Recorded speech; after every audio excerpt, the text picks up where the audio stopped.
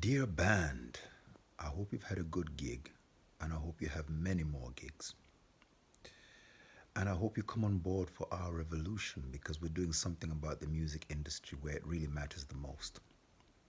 I'm sure if you're from England, you understand the PRS, you know, the body that collects money for performance, broadcasting performance, or live performances. In Denmark, we call that CODA, okay? So I'm in Denmark and we are starting this pilot project in Denmark.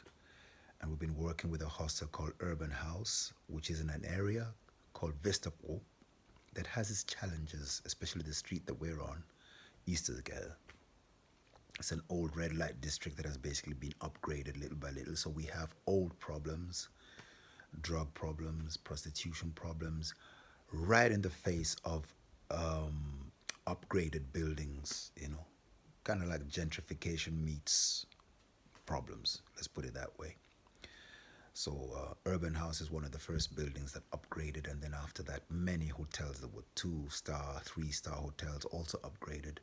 So what we actually have is a lot of visitors coming in from around the world, and they choose to stay in this area because it is well advertised online, but it doesn't tell them what kind of neighborhood it's in, and doesn't need to. And you don't need to know unless you go out and find out for yourself. But the reality remains that that reality is there, and it causes certain problems in different ways. We also have a lot of new residential areas where young families come and set themselves up, and they also meet these problems. We have a few people trying to do something about the problems. One of them is a church. And we at Urban House and the priest from the church, we got together to do a music video. If you search on my website, you will see it. It's called Hold On to the Love You Got. We're still in the process of making the video. We're going to get local press on board, local newspaper, and then local TV, on board to promote this song. Now, here's the deal. We have a thing called the reggae dollar.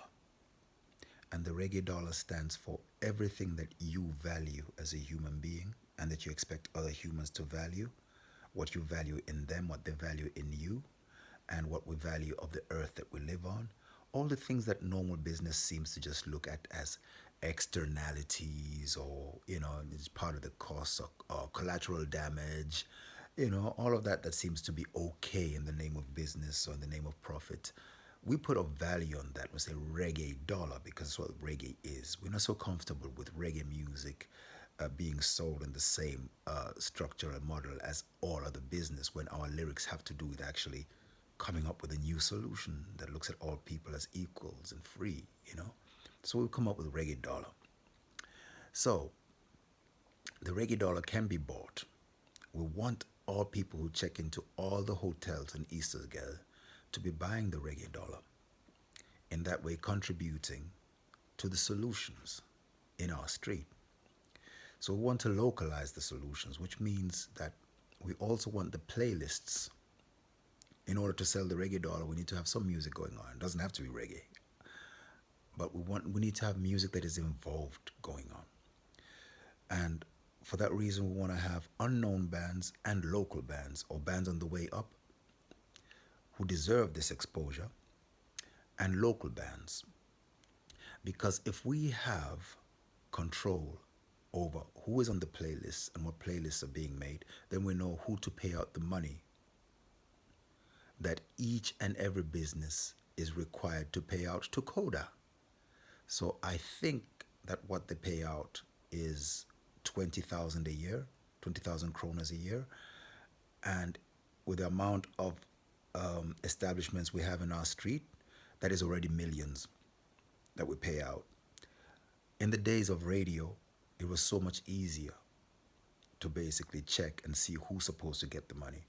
Bob Marley, Phil Collins, whoever, the radio knows what the playlist was on the radio, and you can follow that up, you can back it up, and you know how to distribute the income. But now with playlists that are not really controlled and that are random, and you have people at check-in, what do you call it again, front desk, playing any playlist at any time, how would Coda know who to pay the money to? And there is no mechanism to say, we know that you played this song and this song and this hour and this many minutes, so therefore this money needs to go to the artist. We don't know that. So how do we follow up on what Coda is doing with the money? We don't know that.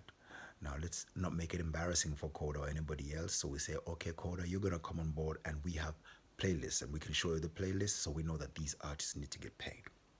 So that's where our playlist girl comes in, because she loves music. She loves bands.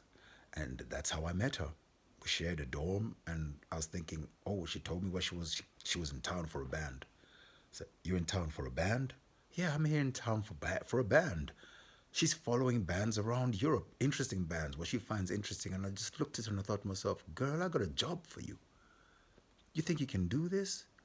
If you can keep doing this, I'll find a way to get the money for you to actually go around the whole world and find bands that are up and coming and create these playlists so we can have the whole reggae dollar thing going. And she said, okay, so now we're going to try it out and let's see how it works out.